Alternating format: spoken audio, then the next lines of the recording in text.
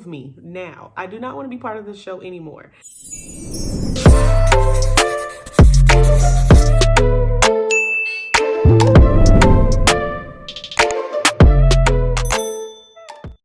Hey everyone, welcome back to my channel, Apparently Ashley, and today we are talking about Married at First Sight, Season 12, Episode 7.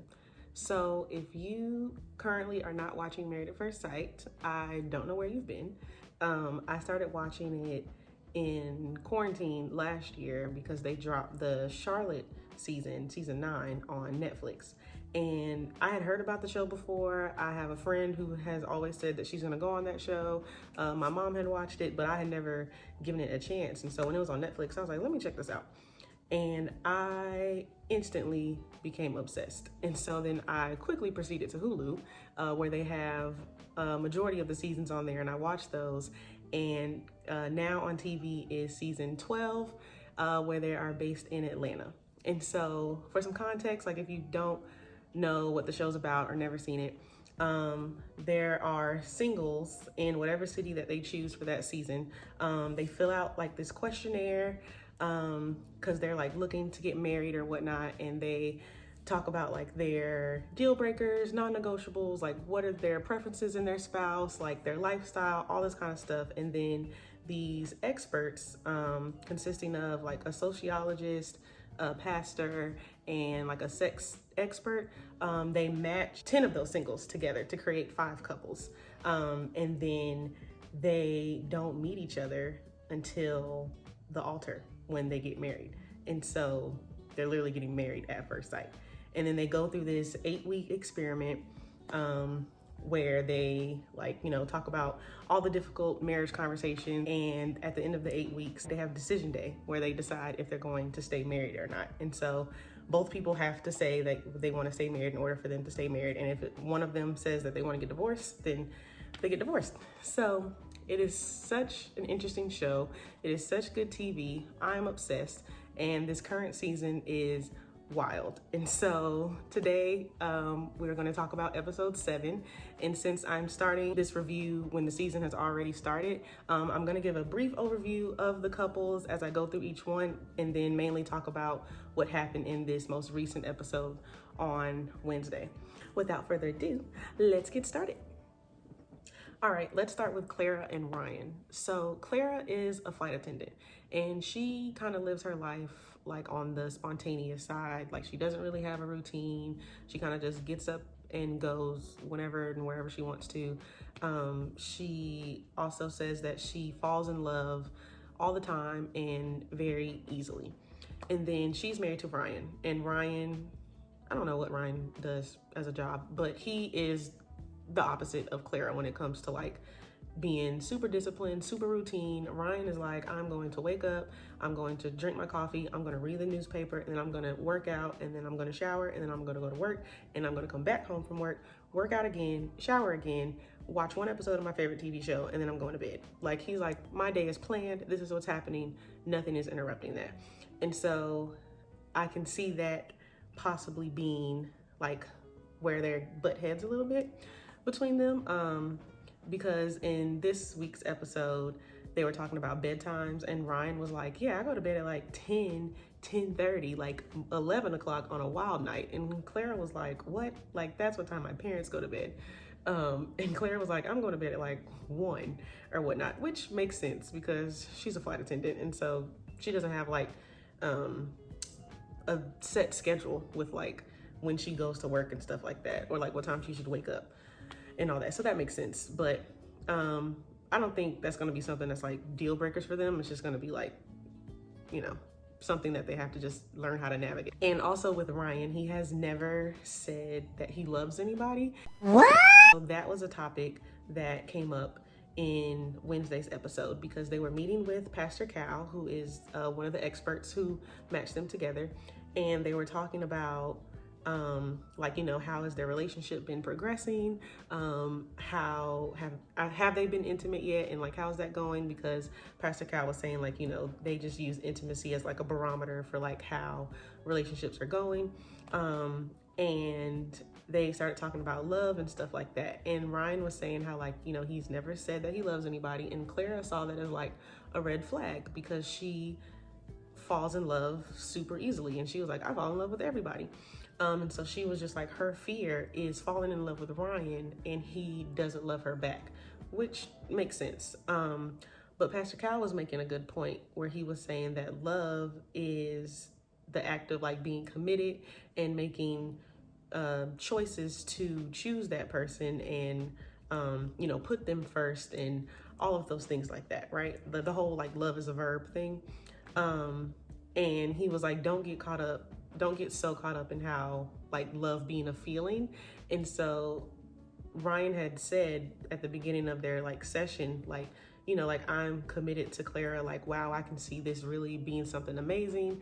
And so Pastor Cal was just like, you know, like, that sounds a lot like love. So like, I'm not saying you got to say that, like, you can use whatever word you want, but it sounds like it to me. And you can see Ryan getting kind of like squeamy because he's like, oh no. But it was just interesting. But I see them working out. I don't see them getting divorced. So you know how they say relationships are hard? And I feel like relationships are hard when it comes to just learning how to merge lives with this person that you're choosing to spend the rest of your life with, right? Because y'all are two whole individuals. Now y'all are coming together. And so it's like, how do we make this one life, right? And so it's hard because maybe one person wants to sleep with the TV on and the other person doesn't. Or it's hard because one person wants to use the dishwasher and the other person wants to wash dishes. Like, I don't think relationships are hard because one person does not know how to communicate or they have character flaws. And so it's just like, well, a relationship is supposed to be hard, so let me just stick with that. Like, no. They also feel differently about religion because Ryan was raised in the church. He grew up in the church and he wants to raise his kids the same way. But Clara feels the opposite, where she did she go to like a private school, a church school? She was raised somewhat in the church, but she felt forced into that lifestyle. And so she feels like, well, I don't want to force my kids to go to church because I didn't like feeling forced to go to church. And so they were having that conversation and they didn't really come to a resolution, but I definitely see that being something that they're going to have to learn how to navigate, particularly when kids do come into the picture, because that can be a pretty tough conversation to have. I say all that to say that Clara and Ryan, I think, are just going to have those hard conversations with just learning how to merge their lives together because they are so different in those little nuanced ways. Overall, I like Clara and Ryan. I think they are both going to say yes on decision day, and I'm just interested to see how their relationship progresses throughout the season. All right, next up is Virginia and Erik. So Virginia is, I think she's like 26 and Erik is 32, 34. Virginia is a project manager. She is like the party girl where she said she goes out Thursday, Friday, and Saturday to go drink with her friends. She is always asking where the alcohol is. She's just always down to have a good time. Her words are slurred majority of the time she's talking on an episode, and she is just like a wild girl. And then Erik, it has been married before. This is the first time Married at First Sight has had a man who's divorced on the show. And he is a pilot, and his dad was also a pilot. And so he's used to this like pilot lifestyle. And yeah, so they are an interesting couple because not only the age difference, but mainly because of how Virginia is so set in not changing her partying ways. Like, she is like, this was my life before you, and I'm not going to change this just because we're married. Whereas Erik is kind of like, you do know you're not single anymore, right? Like, you are a married woman. And he's like, I'm not trying to control you, but however, like, there needs to be some compromises and some changes that need to be made since we are married now. And so one of their disagreements was on like the topic of guy friends. And so Virginia said she has a lot of guy friends, or like two main guy friends that she always hangs out with. And Erik was like, a woman cannot have male friends unless they are gay or married to one of their like other woman friends. And Virginia was like, what? She was just like, so it sounds like you're jealous. And Erik was just like, no, like, I'm not jealous. Like, that's just how it is. Like, guys just can't be friends with girls, essentially. And so Virginia was not feeling that.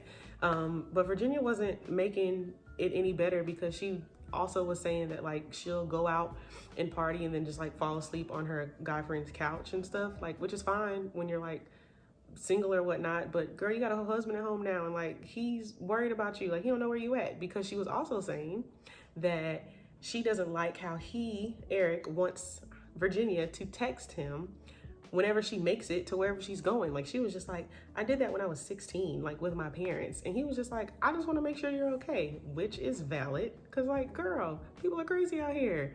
And so she just feels like Erik is super controlling and is not letting her live her life. Again, I don't think it's solely based on the age difference. I think it's just like, she is in this drinking phase of her life. Like, she just, I don't know.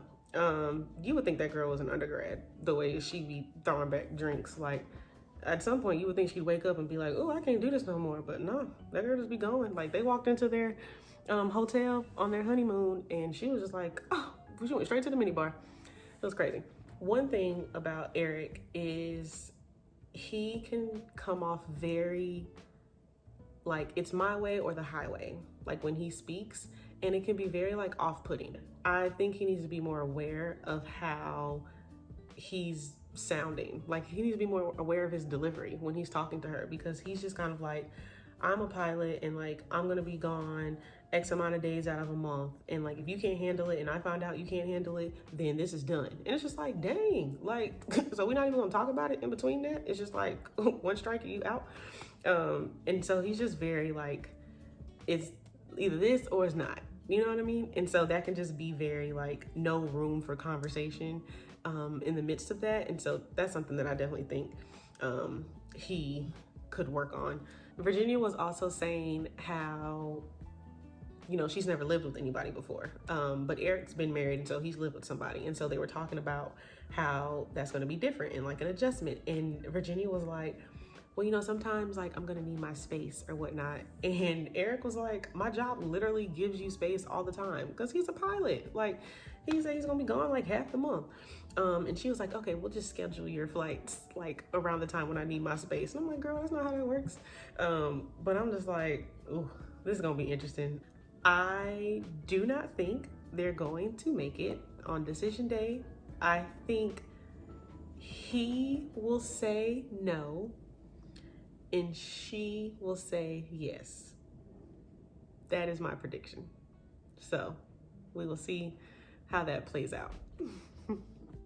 On to Haley and Jake. Haley is always the bridesmaid. She's very adventurous. She's traveled out the country a lot, just traveled in general a lot. And so she was looking for somebody who can kind of fit into that lifestyle with her. Jake is an 80s nerd, okay? Like, he takes 80s fandom to a whole nother level. Like, he's walking around with a fanny pack. He is obsessed with neon colors. His house is just like the 80s just came and threw up on it and was like, here you go, we're just gonna leave all the 80s things here. And Haley is not a fan of that, and I would not be either. So Jake, also about Jake, he loves steak and eggs. That's like all his diet consists of for like the past few years or whatnot. And he's gonna make it a point to tell you that. He's also gonna make it a point to tell you about the beach that he created in his backyard. Honestly, you can tell Haley does not like Jake. That's just not her kind of person. Like, I'm pretty sure that's not what she expected when she was walking down the aisle towards him. And she's gonna say no at decision day. I'm pretty sure. I do admire her for still attempting to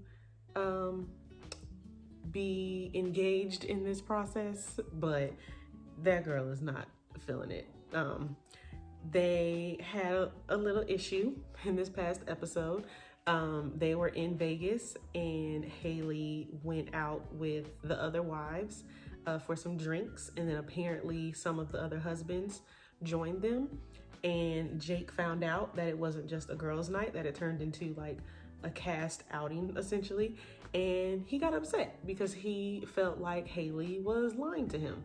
And he was just like, why didn't you just tell me that you needed some space? Like, why'd you have to lie and say it was a girls' night? And she was like, it was a girls' night. Like, I didn't know that the husbands were gonna eventually come, like all this stuff. And he was like, well, why didn't you text me and tell me? And she's like, I just didn't.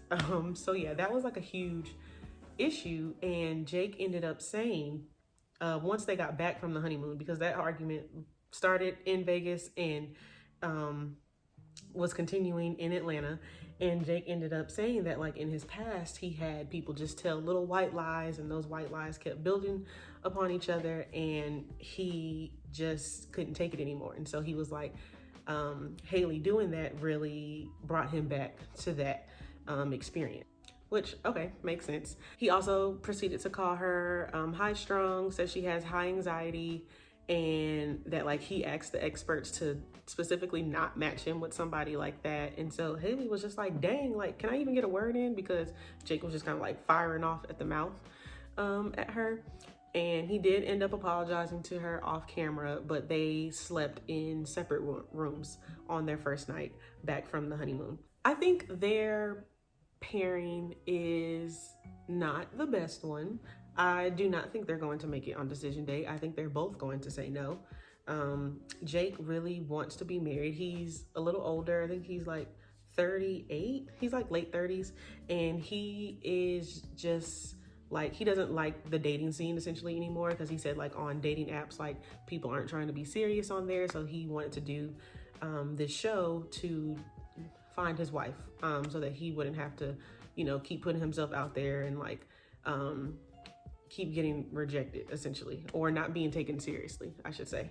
I just think it's sad. Like, I feel kind of bad for him, because I'm like, oh, like, I want you to find love, you know what I'm saying? And like, it sucks that like, here's another relationships that's not really gonna work out for you. And Haley will just continue being a bridesmaid until she finds her perfect match. So yeah. On decision day, I think that they are both going to say no. So that is my prediction. They are not going to make it. On to my favorites, Briana and Vincent. I'm deeming them the season favorites because they are just so cute together. You can tell that they are smitten with each other, and they are gonna say they love each other any day now. They did just have a little bump in the road on this last episode, which I'll get to in a little bit. But just for some background info for Briana and Vincent, Briana is an engineer. Vincent is an auto trader. He owns his own business. And Briana's family made it a point to really emphasize the fact that she's bossy. Side note, I don't really like that word being used to describe her. I think there's other words that they can maybe use to describe her, like assertive or whatnot, but neither here nor there. And Vincent's family had said that he can get angry fairly quickly. And so when Briana and Vincent met with Pastor Cal for their session, Vincent kind of brought that up because he was saying how sometimes he feels disrespected by Briana, and he is afraid of his reaction to her disrespect because he knows how he can react, right? So Briana was like, well, I definitely don't want to disrespect you. I'm not trying to disrespect you. Like, I don't want you to get upset with me, all of those things. And Pastor Cal was saying, like, you are inevitably going to say something that hurts her feelings. Like, you're going to blow up at some point because we're human and it's going to happen. You're not perfect. And he was just like, but when that does happen, it's Briana's job to know your heart so that they can attack the problem and not each other. And so that they can come together and learn how to get through whatever that issue is. And so currently the issue is Briana's smart comments to Vincent. And so what had happened on Wednesday's episode is some champagne had fell on the floor. Briana was cleaning it up and some of it got on Vincent's shirt, and he was like, oh no, like I got champagne on my shirt. And she was like, that's so Vincent of you. And he kind of took that as like, well, dang, this is the first time this happened. So like, what you mean that's so Vincent of me or whatnot? And he like immediately shut off, like whole energy shifted. Like she was like, oh, like, you want to unpack our bags? And he's like, no, I'm about to take the other closet. And she was like, what? And so she's asking him, like, what's wrong? And he's like, oh, I'm just tired and all this stuff. And so they end up going in the bathroom, and the cameras aren't in there with them in the bathroom. And she was just like, Vincent, what's wrong? And he was like, I'm just sick of your smart comments, essentially. And she was like, wait, what? You being serious? And so then they get in the bed, and he was like, I just feel like you're disrespecting me. Like, you gotta chill out. And she's like, I'm not trying to disrespect you.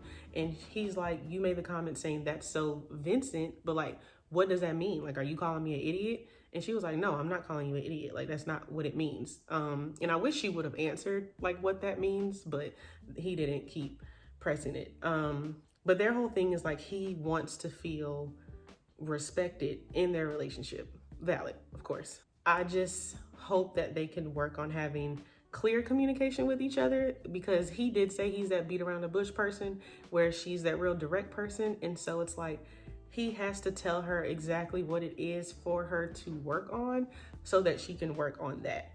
All of this happened when they got back from the honeymoon, because they were moving into their new apartment. This was going to be like their first night staying in their new place together. And so Vincent ended up leaving, and he didn't spend the night there with Briana, because he was just like, well, I can always go home. And I was like, ooh, not that. And so he packed his bag and he went home. Despite that argument, I think they're going to be fine. They both seem to be willing to do what it takes to make this marriage work. Like I had said before, they are just smitten with each other. It's just goo goo gaga eyes. Like, it's so adorable. I definitely think they're both going to say yes on decision day. And yeah, I'm excited for that. All right, I had to leave the trash for last, because this last couple, Paige and Chris, is why this season is entertaining for the wrong reasons. Like, it is good TV, but knowing that this is someone's actual life is what makes this really sad and hard to watch. Chris is a restaurant owner. I think he owns a Subway, like a franchise owner of a Subway. And Paige is an accountant. And Chris is all about the aesthetics of his wife.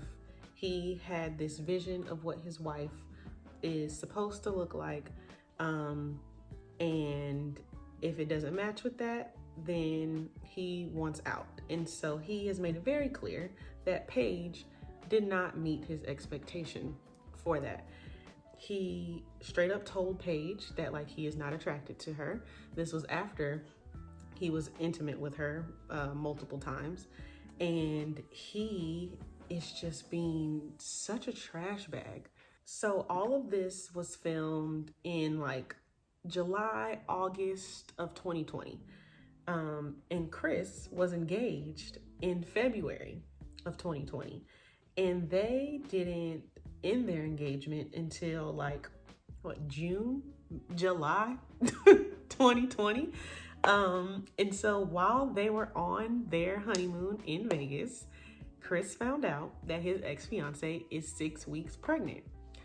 And so he ended up telling Paige, and Paige is just, she's a ride or die about the situation, because Paige is a very like God-fearing woman, and she was just like, I need a God-fearing man. And so both of them were like raised in the church. And so Paige keeps saying that like, you know, God wouldn't put more on me than I can handle. This could be a beautiful story for us at the end of this, and I'm gonna stick through this with him. They matched us for a reason, and it is just so difficult to watch, because it's like, girl, what are you doing? Like, I promise you, every episode, I am like, get me out of here. That is what I would be saying to them producers. I'd be like, remove me now. I do not want to be part of this show anymore. And she just continues to like blindly commit to this man. And it's just very confusing. And so I'm about to make it even worse for you.